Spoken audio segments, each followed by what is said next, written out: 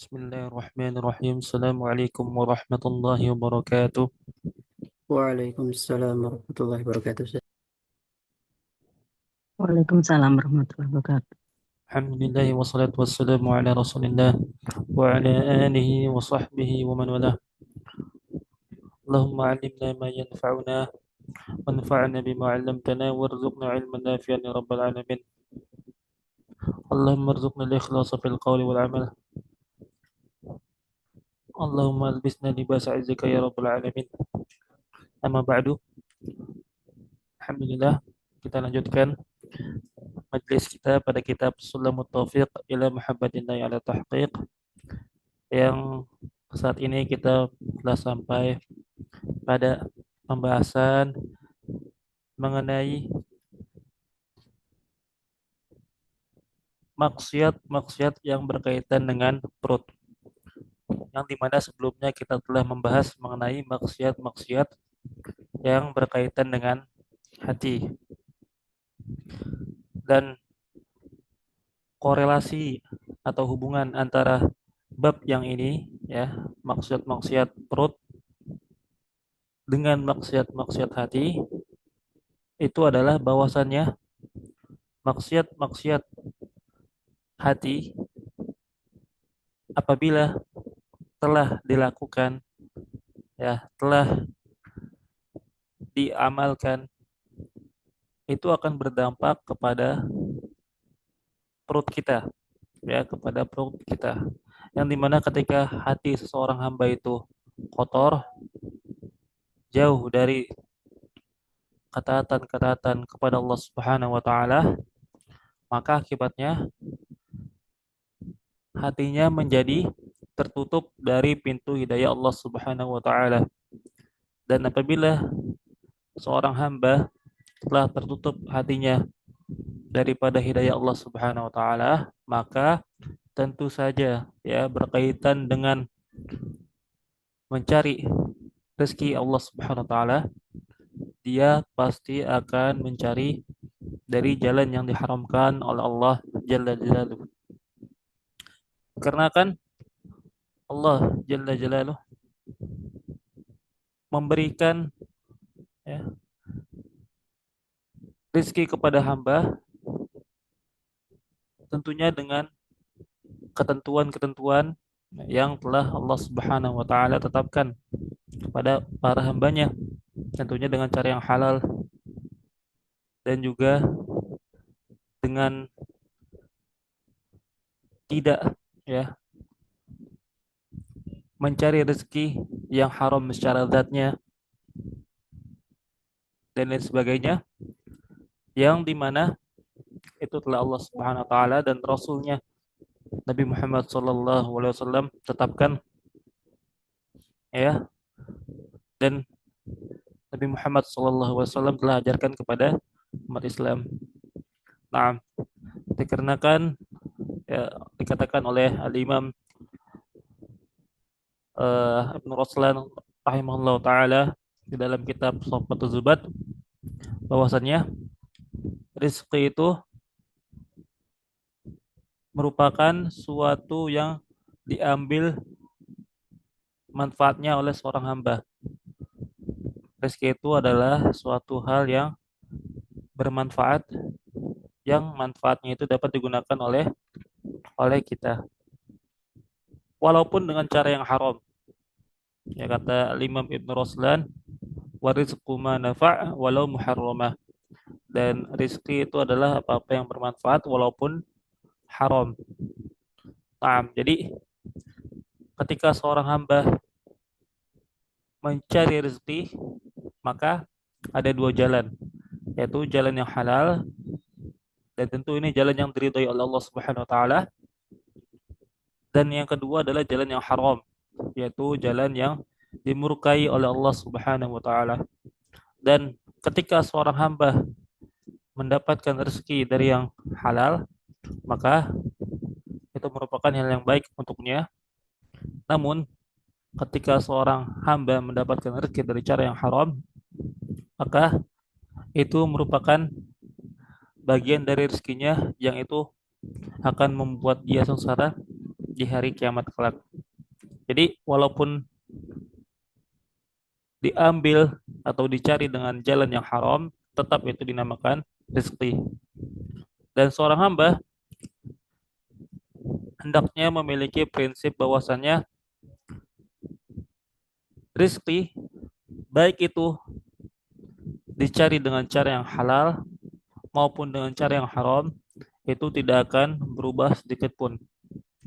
Jikalau misalnya Allah Subhanahu wa taala memberikan dia sebuah apa namanya?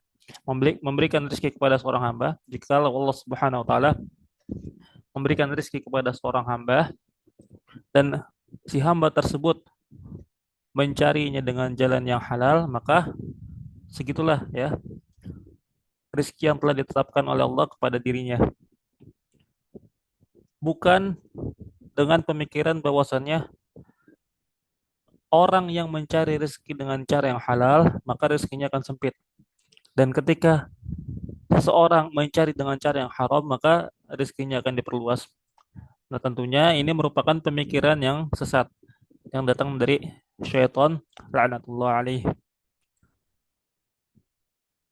Adapun kalau seorang mencari rezeki dengan cara yang haram, maka itu tidak menjamin bahwasannya ketika seseorang memakan dari rezeki yang Allah Subhanahu wa taala haramkan, dari jalan yang diharamkan oleh Allah Subhanahu wa taala, lantas tidak membuat pintu rezekinya menjadi terbuka lebar. Tetap saja walaupun Allah Subhanahu wa taala tetapkan untuk dia rezekinya ya segitu ya sempit misalnya, maka walaupun dia mencarinya dengan cara yang haram, maka tetap akan disempitkan oleh Allah Subhanahu wa taala. Kalaupun misalnya rezekinya yang diperluas melalui jalan yang haram, maka itu merupakan istidraj yang Allah Subhanahu wa taala berikan kepada hamba tersebut agar ia tetap tenggelam di dalam kemaksiatannya. Nasallallahu salamata wal afiyah. Nah, jadi prinsip seorang muslim adalah mencari rezeki yang halal ya, bagaimanapun pekerjaannya, selama hal tersebut dihalalkan oleh Allah Subhanahu wa taala, selama hal tersebut tetap berada dalam koridor-koridor syariat, maka itulah yang kita ambil. Dan bukan dunia, bukan harta yang banyak yang dikejar oleh seorang muslim, melainkan keridhaan Allah Subhanahu wa taala. Melainkan keridhaan Allah Subhanahu wa taala yang harus kita gapai, kita kejar selama kita hidup di dunia ini. Nah, kita lanjut ke kitab. Bismillah. Qala al-musannif rahimahullah taala, faslun, fasal yang baru. Wa min ma'asil al-batni, wa min ma'asil al-batni, dan di antara maksiat-maksiat perut adalah aklur riba, yaitu memakan harta riba. Dan Allah Subhanahu wa taala telah menjelaskan di dalam Al-Qur'an bahwasannya orang yang memakan harta riba itu sama saja menantang Allah Subhanahu wa taala. Allah Subhanahu wa taala berfirman di dalam Al-Qur'an, "Fa illam taf'alu fa'dhanu biharbin minallahi wa rasulih." Maka apabila mereka tidak mau berhenti dari memakan riba, maka sampaikanlah, umumkanlah ya, peperangan antara mereka dengan Allah Subhanahu wa taala ya, dan Rasulnya. Dan tentunya memakan harta riba ini ya haram secara nas, baik dari Al-Quran dan Sunnah, dengan dalil yang sharih bahwasanya Allah Subhanahu wa taala berfirman, wa halallahu al-bai'a wa harrama riba. Allah Subhanahu wa taala menghalalkan jual beli dan mengharamkan riba. Dan juga hadis Rasulullah sallallahu alaihi wasallam, beliau bersabda, ta'anallahu akilar riba wa mukilahu wa katibahu wa syahidaihi wa qalahum sawa. Allah Subhanahu wa taala melaknat orang yang memakan riba dan yang memberikan makan riba, artinya yang mengutang dan yang mengutang dan yang mengutangi, dan orang yang mencatat transaksi riba, serta orang yang bersaksi atas transaksi riba, maka seluruhnya itu dilaknat oleh Allah Subhanahu wa taala. Bahkan kalaupun ada orang lain yang membantu, ya, mempunyai tugas lain, misalnya menjaga keamanan transaksi riba, maka kata sebagian ulama, sebagaimana yang telah kita pelajari, mereka juga terancam, ya, termasuk ke dalam, ya, laknat yang disabdakan oleh Rasulullah SAW. Nah, kemudian yang kedua, wal maks, dan maks. Maks itu adalah disebutkan oleh Al-Imam An-Nawawi Al-Bantani bahwasanya ma ya'khudhu a'wanu sultan zulman, apa saja yang diambil oleh para bawahan-bawahan pemimpin secara zalim indal bai'i wa syira, ketika atau pada proses transaksi jual beli. Atau sebagian ulama menafsirkan bahwasanya al-maqsu ini adalah pajak. Al-maqsu ini adalah pajak. Jadi ketika negara misalnya mengambil uang dari rakyatnya lewat jalur pajak, misalnya ketika seseorang melakukan transaksi di pasar, maka di situ dia wajib membayar pajak kepada negara. Nah, itu yang dimaksud dengan al-maks. Oleh karena itu, pajak sebenarnya adalah bukan konsep yang datang dari agama Islam, bukan suatu solusi, ya, bagi suatu negara untuk mencari, ya, anggaran, ya, atau mencari uang dari mengambil sebagian harta dari rakyatnya. Tentunya hal tersebut merupakan hal yang diharamkan oleh Allah Subhanahu wa taala. Di dalam hadis, Rasulullah sallallahu alaihi wasallam pernah bersabda, la yadkhulul jannah sahibu maksin. Tidak akan masuk surga orang yang memakan harta dari pajak.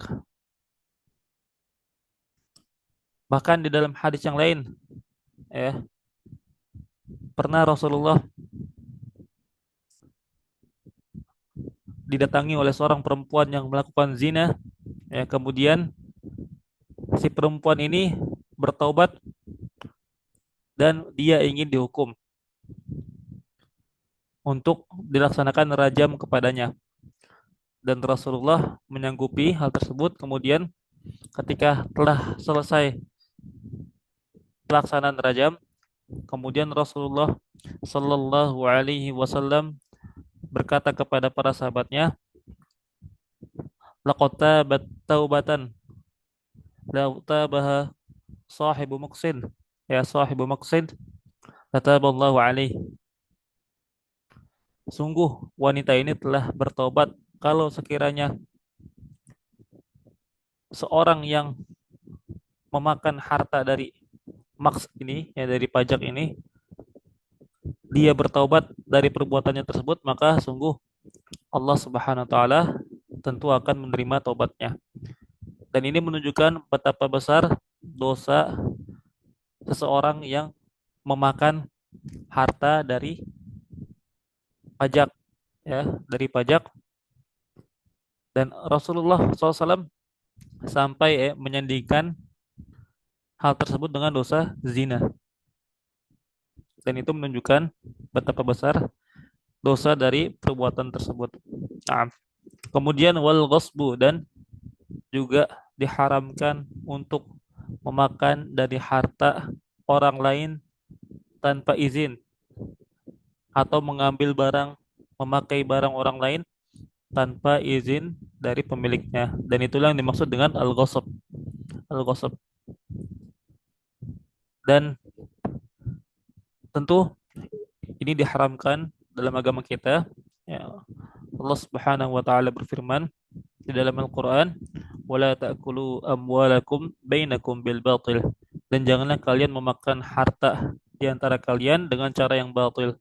Dan di antara cara yang batil itu adalah dengan melakukan ghasab, yaitu memakan harta orang lain dengan cara yang zalim, ya, dengan cara yang tidak diridhoi Allah, yaitu tanpa izin atau tanpa ridho dari si pemiliknya.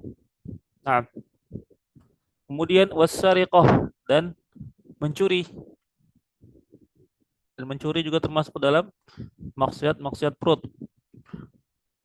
Dan perbedaan ghasab dengan sariqah atau pencuri ini, ya, ghasab itu mengambil atau memakai barang tanpa izin dari pemiliknya, ya, atau mengambil barang, ya, secara terang-terangan, ya, mengambil barang secara terang-terangan tanpa diketahui atau tanpa izin dari pemiliknya. Sedangkan kalau sariqah atau pencurian itu adalah mengambil harta dari tempat, ya, penyimpanan harta secara diam-diam, secara diam-diam. Itu yang dimaksud dengan sariqah. Misalnya, ya, ada seorang yang menyimpan harta di dalam lemari. Nah, kemudian harta tersebut yang ada di dalam lemari diambil oleh seseorang. Nah, maka orang yang mengambil harta tersebut secara diam-diam di dalam lemari itu disebut dengan as-sariq, pencuri. As-sariq, ya. Dan tentu ini perbuatan yang dilarang. Ya, kata Allah Subhanahu wa taala dalam Al-Qur'an, "Was-sariq was-sariqatu faqata'u aydiyahuma jazaa'an bima kasaba nakalam minallah." Dan pencuri laki-laki maupun pencuri perempuan, maka potonglah kedua tangan mereka sebagai balasan atas apa yang mereka lakukan dan sebagai bentuk azab dari Allah Subhanahu wa taala. Nah, kemudian maksud perut yang lainnya adalah makullu ma'khudhin, dan setiap apapun yang diambil bimuamalatin, dengan muamalah harramah Allah, harramah syar'a, harramah syar'a, dan setiap harta yang diambil dengan muamalat yang diharamkan oleh syariat, ya. Dan di antara bentuk contohnya adalah misalnya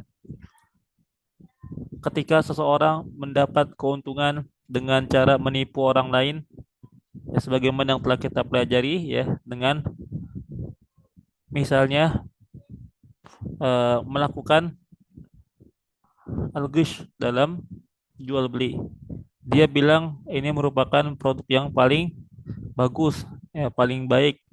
Ternyata padahal kenyataannya itu adalah produk yang jelek. Nah, itu juga merupakan jual beli yang diharamkan oleh Allah Subhanahu wa taala. Nah, dan bentuk-bentuk jual beli yang lainnya yang telah kita pelajari sebelumnya. Kemudian wasyurbul khamr, dan meminum khamr. Dan jelas ini diharamkan di dalam agama kita. Dalilnya apa? Ya, dalilnya adalah di dalam Al-Qur'an Allah Subhanahu wa taala jelaskan, ya, bahkan, sahabat yang mulia Umar bin Khattab radhiyallahu an, beliau pernah berkata, Allahumma bayyin lana fil khamri bayanan syafian. Ya Allah, berikanlah penjelasan kepada kami tentang khamr dengan penjelasan yang sempurna, ya, dengan penjelasan yang baik.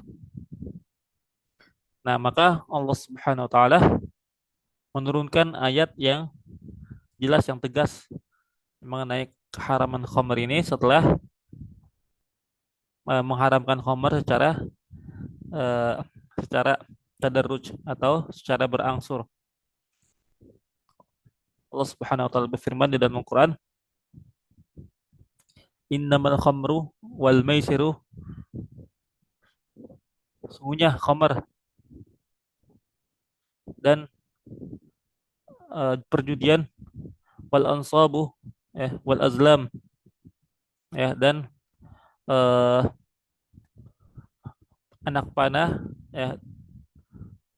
dan sembelian kepada selain Allah merupakan suatu bentuk kenajisan, rijsum min amali syaitan, suatu perbuatan yang buruk yang termasuk ke dalam perbuatan-perbuatan syaitan. Fajtanibuhu la'allakum turhamun. Maka jauhilah maka jauhilah oleh kalian, mudah-mudahan kalian mendapatkan rahmat dari Allah Subhanahu wa taala. Nah, itu dalil tegas yang sharih yang menjelaskan tentang haramnya meminum khamar di dalam Islam. Nah, kemudian dijelaskan bahwasannya untuk hukuman bagi orang yang meminum khamar, wa haddu syaribi, dan hukuman had, ya untuk orang yang meminum khamar adalah arba'una jaldatan lil hur. 40 pukulan, 40 pukulan untuk orang yang merdeka. Wa nisfu lirraqiq, dan setengahnya bagi budak, yaitu 20 pukulan, 20 pukulan. Bahkan di zaman Umar bin Khattab radhiyallahu anhu pernah beliau berijtihad bahwasannya bagi orang yang meminum khamar pada zaman beliau maka akan dijilid, atau dipukul, dicambuk sebanyak 80 kali, dikarenakan banyaknya orang-orang yang meminum khamar pada zaman beliau. Sebagai bentuk ta'zir, sebagai bentuk efek jerak untuk para peminum khamar ini, maka beliau radhiyallahu anhu menambahkan hukuman 2 kali lipat sebanyak 80 pukulan bagi orang yang meminum khamar. Naam. Walil imami az-ziyadah, dan bagi imam, bagi pemimpin yang meminum khamar maka ditambah ditambah hukumannya, bukan hanya 40. Bisa dengan mengikuti ijtihadnya Umar sebanyak 80 kali. Naam. Dan tentu hal ini perlu didiskusikan atau dimusyawarahkan dengan para ulama. Kemudian ta'ziran sebagai bentuk hukuman bagi imam, sebagai bentuk hukuman bagi imam. Dikarenakan kenapa? Dikarenakan mereka, para pemimpin ini merupakan public figure, atau contoh untuk masyarakat, dan kalau misalnya seorang pemimpin itu rusak maka hal tersebut dapat berdampak pada rakyat yang dipimpinnya. Ketika seorang pemimpin meminum khamar dan dilihat oleh ribuan, bahkan jutaan, mungkin jutaan penduduknya, niscaya banyak rakyat yang akan meniru pemimpinnya tersebut. Dan sebagai orang yang menjadi pemimpin, tokoh penting dalam masyarakat, tentunya harus memberikan contoh attitude, akhlak yang baik kepada masyarakat, agar masyarakat mengambil sesuatu yang sifatnya adab, kepribadian dari pemimpin tersebut, dengan cara yang baik, dengan cara yang baik, dengan adab-adab yang baik. Oleh karena itu, di sini dikatakan oleh Sayyid Abdullah, bagi pemimpin itu hendaknya hukumannya ditambah sebanyak 80 kali cambukan. Nah, kemudian waminha, dan diantara ma'asi atau maksiat-maksiat perut ini adalah aklukul limuskirin, memakan setiap apa-apa yang dapat memabukkan. Tentunya ya, di antara minuman atau makanan selain khamar ada yang dapat membuat seseorang ketika memakannya atau meminumnya itu menjadi hilang akal, menjadi mabuk. Contohnya misalnya kalau di Indonesia mungkin eh, ada makanan atau ada buah yang dapat membuat seseorang itu hilang akal, nah, maka tidak boleh bagi seseorang untuk memakan buah tersebut. Ya, untuk memakan buah tersebut. Ya. Atau misalnya ya, minuman-minuman yang mungkin yang mungkin seorang tidak menamakannya itu khamar, ya, namun dapat memabukkan, ya. Contohnya contohnya misalnya eh, di dalam tradisi Arab biasanya ya biasanya mereka suka membuat minuman yang disebut dengan nabith, nabith, ya, dan nabith itu merupakan salah satu minuman yang disukai Nabi. Nah, namun nabith ini sangat rentan ketika seseorang itu tidak menyimpannya dengan baik atau seseorang itu menyimpannya terlalu lama, maka minuman tersebut bisa berubah menjadi khamar. Nah, minuman nabis ini bisa berubah menjadi khamar dan dapat memabukkan. Nah, maka itu juga diharamkan.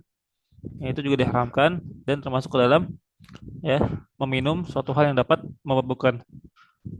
Nah, atau contohnya yang lainnya misalnya narkoba, ya, sabu-sabu dan lain sebagainya yang dapat membuat seseorang hilang akalnya, ya. Atau bahkan yang tadi saya bilang kalau ada buah-buahan yang dapat memabukkan, contohnya misalnya kecubung ya. Nah, maka itu juga dapat eh, membuat seorang menjadi mabuk dan itu diharamkan di dalam syariat kita. Nah, wakul dinajisin pemustakdarin dan memakan setiap hal yang najis dan menjijikan. Nah, ya tentunya di dalam agama kita memakan sesuatu yang najis ya dan hal yang menjijikan itu diharamkan. Makanya kita lihat di dalam ayat ya tentang makanan-makanan atau minuman-minuman yang diharamkan dalam agama kita itu kebanyakan ya atau itu pasti itu memiliki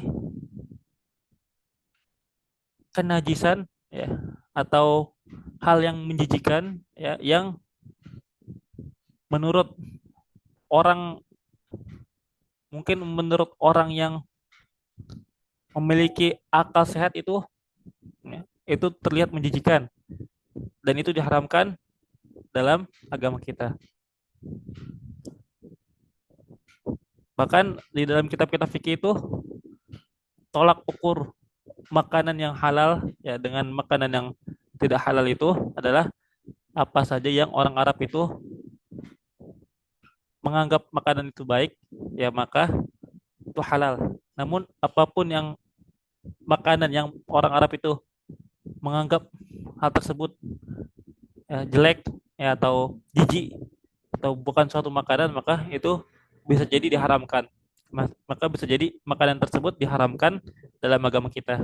Nah, contohnya misalnya ya yang diharamkan berupa najis adalah kotoran ya, baik kotoran manusia maupun kotoran hewan, baik ya air kencing manusia maupun air kencing hewan itu juga diharamkan di dalam agama kita.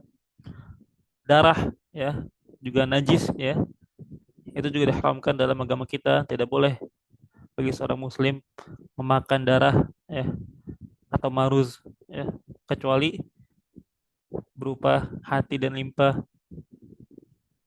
Dan tidak boleh juga meminum darah, tidak boleh memakan daging babi ya yang dimana babi itu najis dan juga daging anjing, makan makanan yang berupa hasyarat ya atau eh, serangga-serangga. Contohnya kayak misalnya kecoa ya, atau eh, intinya sesuatu yang menjijikan ya, makan lalat misalnya. Adapun jangkrik, adapun belalang ya itu dihalalkan dikarenakan ada nosnya. Adapun kayak misalnya memakan kalajengking misalnya, nah maka itu diharamkan, tidak boleh. Nah, dan masih banyak lainnya ya yang disebutkan di dalam kitab-kitab fikih mengenai makanan-makanan yang diharamkan di dalam agama kita. Nah, selanjutnya wa aklu malil yatimi awil awqafi ala khilafi ma syaratal waqif, dan memakan harta anak yatim dan atau memakan harta wakaf yang dimakan atau yang digunakan itu bertentangan dengan apa yang disyaratkan oleh orang yang mewakafkannya. Contohnya misalnya ketika seseorang misalnya ya, orang ketika memiliki misalnya mata air atau sumur ya, dan orang yang memiliki sumur itu dia berkata bahwasannya saya wakafkan sumur ini untuk minum orang-orang yang lewat sini. Nah, ketika sumur tersebut telah dijadikan harta wakaf, ya maka tidak boleh bagi seseorang itu memonopoli ya dan menjadikan bisnis ya dalam sumur tersebut demi meraup keuntungan. Misalnya ketika ada orang yang lewat maka akan ditagih untuk membayar sekian rupiah misalnya untuk dapat meminum dari sumur tersebut. Padahal menurut menurut orang yang mewakafkan sumur tersebut itu gratis, tidak dipungut biaya, dikarenakan itu harta wakaf. Nah, maka orang yang menjadikan sumur tersebut tadi sebagai bisnis, maka dia telah memakan harta wakaf yang diharamkan, dan dia telah melakukan penyelewengan terhadap harta wakaf, dan itu merupakan termasuk salah satu maksiat maksiat perut. Nah, dan memakan harta anak yatim tentu ini diharamkan dalam agama kita.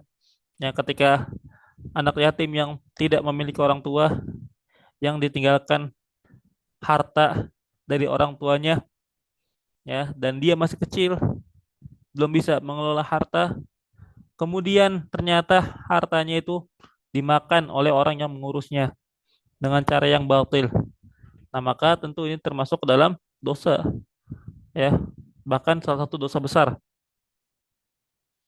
Kecuali dia memakan sebagian dari harta anak yatim tersebut dengan niat untuk ya mengurus, untuk mengurus sebagai balasan dari mengurus anak yatim tersebut, maka dia boleh makan sebagian ya dari harta anak yatim tersebut.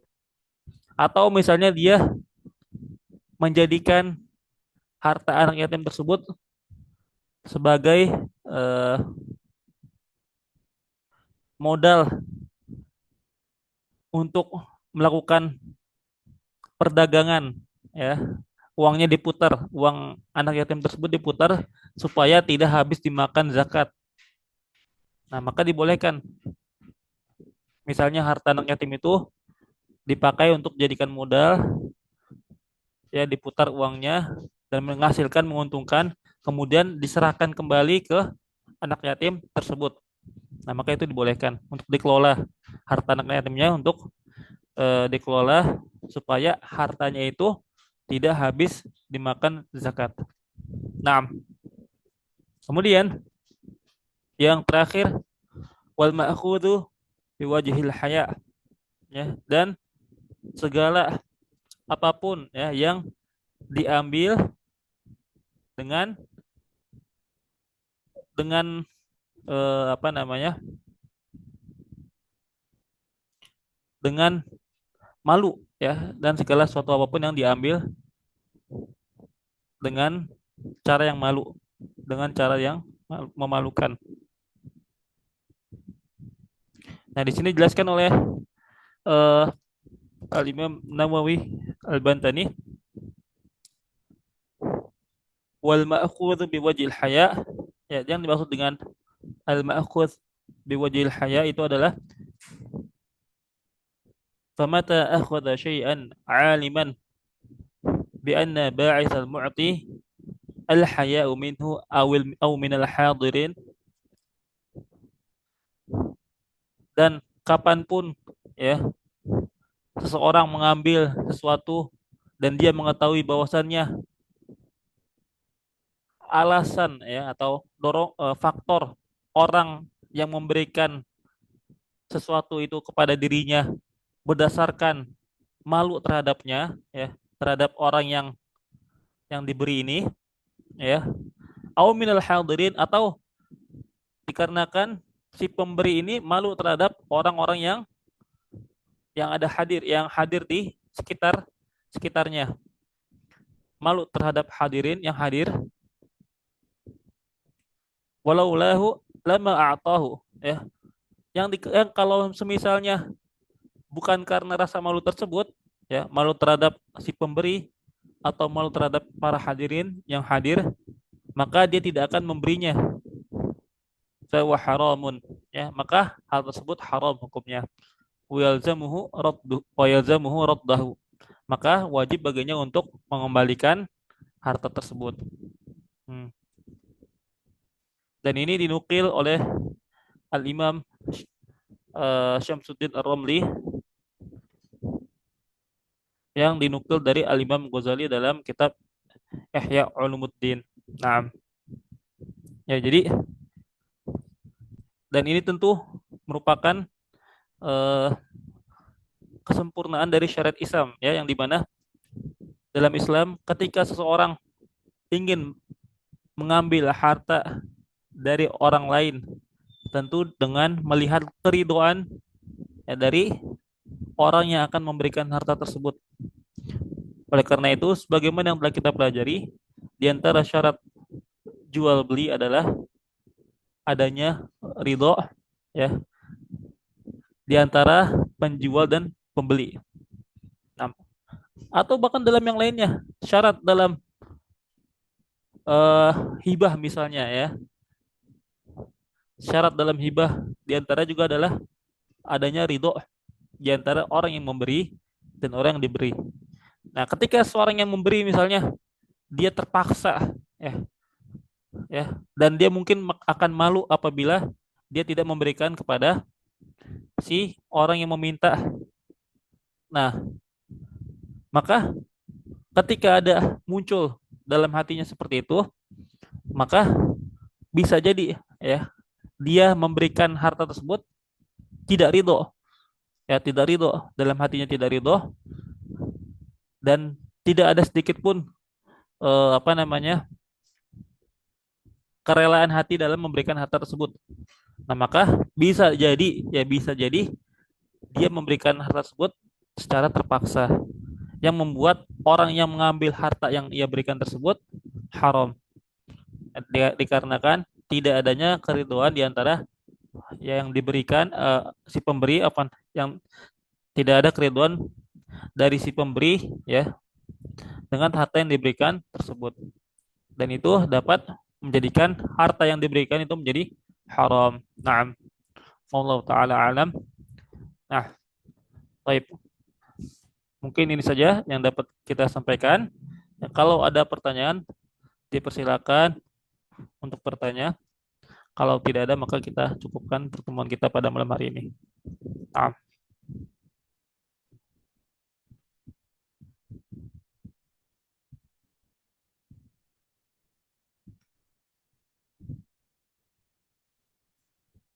Baik, kalau tidak ada pertanyaan, maka kita cukupkan ya. Mudah-mudahan apa yang kita pelajari pada malam hari ini yang bisa menjadi ilmu yang bermanfaat bagi kita dan juga bagi orang-orang di sekitar kita.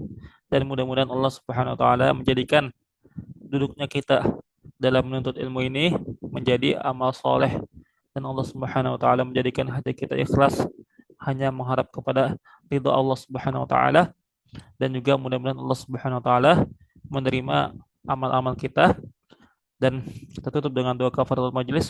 Subhanakallahumma wa bihamdika asyhadu an la ilaha illa anta astaghfiruka wa atubu ilaik. Assalamualaikum warahmatullahi wabarakatuh. Waalaikumsalam warahmatullahi wabarakatuh. Wa jazakumullahu khairan katsiran. Terima kasih atas kehadirannya ya. Barakallahu fikum.